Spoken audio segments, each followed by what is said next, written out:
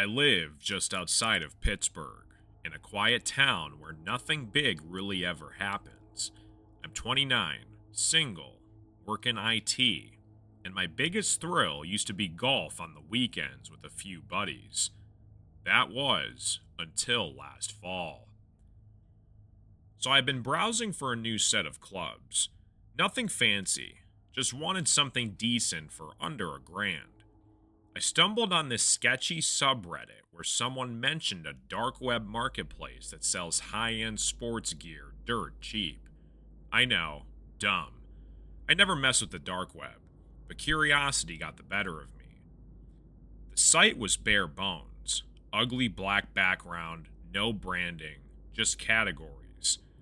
I clicked into the sporting goods section, and boom, Titleist, Callaway, TaylorMade, all way below retail. Too good to be true.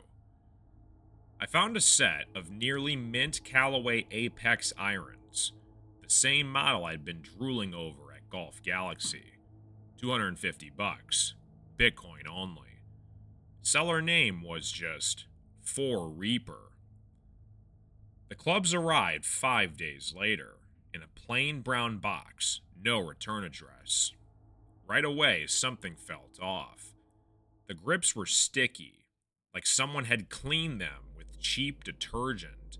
There was tiny reddish-brown smudges on the shafts, almost too faint to see.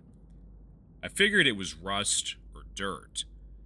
But then, I pulled the 9-iron out and found something lodged between the grooves. I scraped it out with a T. It was a fingernail. A human fingernail.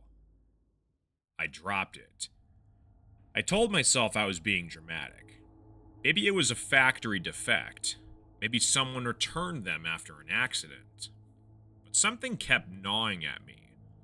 That night, I stayed up Googling the seller's username, For Reaper. No hits. So I tried running the serial numbers on the clubs. And that's when it hit me like a punch in the chest. The numbers matched a set reported stolen last year from a man named Peter Smith. I remembered the case. It made local news. He was found bloodied to death in his garage. The only thing missing, his brand new set of golf clubs. I called the cops. At first, they didn't seem to take me seriously. When I handed over the fingernail, that changed their tone real fast. They took the clubs into evidence, and within 2 weeks, they confirmed it. Bloodstains on the grips, trace DNA from Marcelli under the hosel of the 7-iron. And that fingernail, female, not his. Turns out, this just wasn't about stolen golf clubs.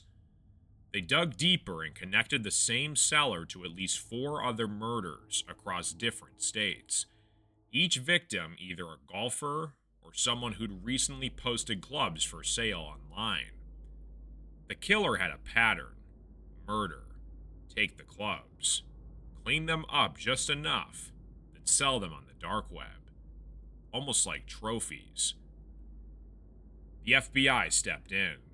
They traced a crypto trail through a laundry list of wallets and fake IDs. Eventually, they caught the guy in Ohio. His real name was Marcus Lane, a former PGA caddy with a violent criminal record. Booted from the sport after assaulting a player with a putter in 2012. Been off the grid ever since.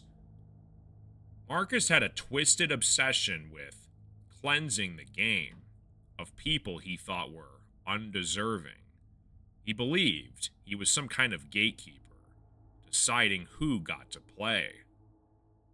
They found a storage unit full of golf gear, blood-stained bags, club heads, even shoes, like a morgue for his victims. In the end, justice was served. He was sentenced to life without parole, but I still can't sleep some nights. I see those red smudges in my dreams. I hear the thunk of a club connecting with something that isn't a golf ball. I haven't stepped foot on a course since. Every time I think about picking up a golf club, my hands go cold. So take it from me, don't go looking for bargains in the darkest corners of the internet. Some deals cost way more than money.